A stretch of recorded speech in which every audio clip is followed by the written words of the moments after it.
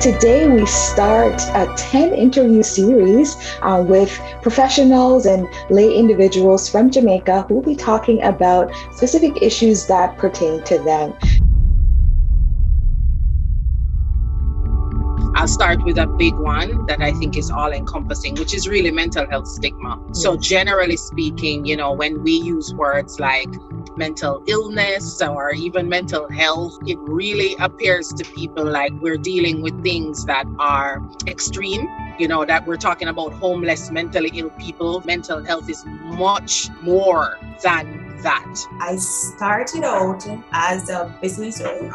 I had my own spa and I ran it for 8 years. But then clients would come in, you develop a friendship, and they would share their experiences, their struggles. I wanted to be more than just a listening ear. I wanted to help.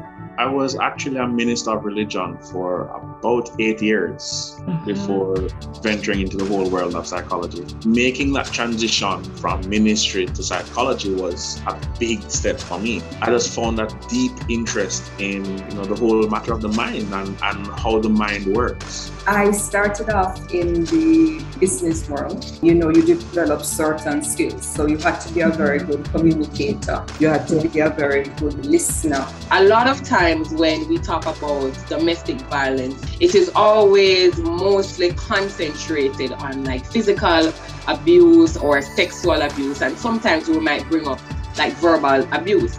But there is another type of abuse that's not so prevalent in terms of being discussed. It's an abuse that is really dear to my heart because it is something that I experienced. And I experienced it not as somebody outside of the realm of counseling. I experienced it during my tenure as a psychologist.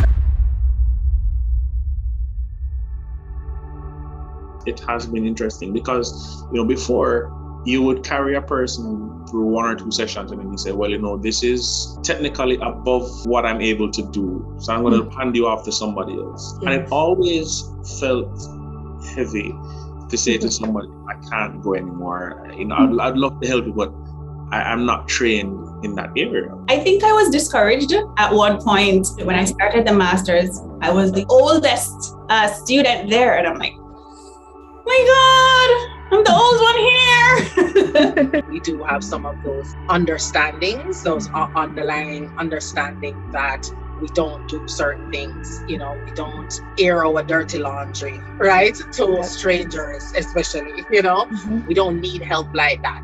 Should be able to figure this out by ourselves. We should be able to figure this out as a family. Those are some of the myths that we're trying to kind of bust through.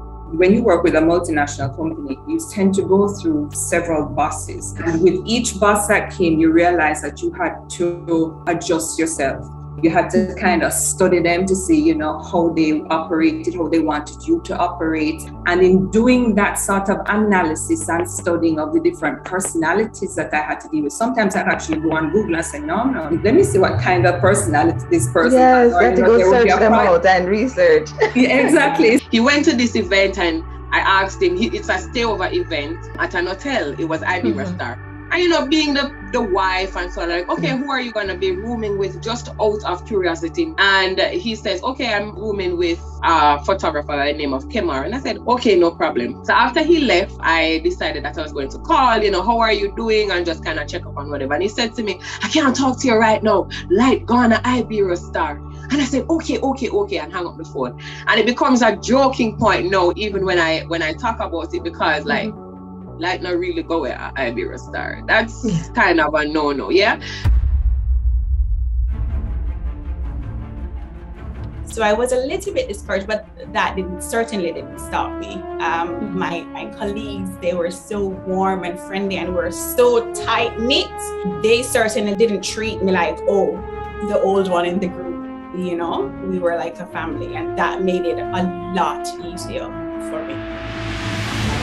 In pastoral counseling or counseling in general, it felt limiting. And so entering into the whole world of psychology, it was expanded quite well. Being able to carry or help somebody move from stage 1 all the way up to where they're able to go off on their own. It's a beautiful feeling. Part of that struggle or part of that approach or strategy has been with with the words that we use. The words that we use are very powerful. So, you know, even sometimes a shift from psychologist to counselor, right? Or, you know, talking about a mental health issue to stress management, you know, because everything starts at that place anyway, right? So it's real. And, you know, things like that have been what we've tried, kind of introducing that, listen, anybody can struggle with feeling sad, with feeling depressed, with, you know, and these are the symptoms kind of thing. I found that when I did my research and came up with what I thought was, you know, a good fit for this person, I was able to adjust myself and work much better with them. You know, they're always very sad or, you know, suffering from what seemed to be symptoms of depression. I found that I was a lot more understanding, you know, when things came up or I had to interact with that person with that knowledge in mind. After I accepted it for what it was, I started to see other things kind of unfolding, you know, and becoming a little bit more clearer. And within the coming days or weeks, I decided that that was it.